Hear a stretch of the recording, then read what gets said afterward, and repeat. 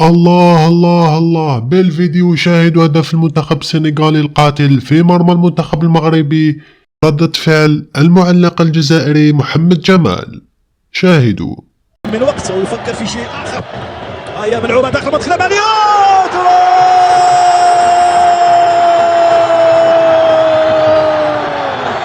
يا سلام،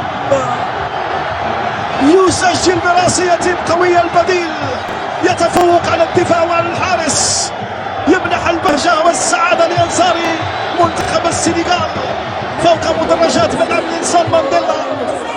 يحرك ما كان ساكنا بالهدف الثاني بعد هذه الركنية والأسبقية للاعب البديل الذي تمكن من الوصول إلى الشباك برأسية ممتازة بقوة كبيرة. أربح الكرة العالية أمام الدفاع وأمام الحارس الذي خرج ولم يتمكن بالغزيل من ضرب الكرة حتى القائد بودلان.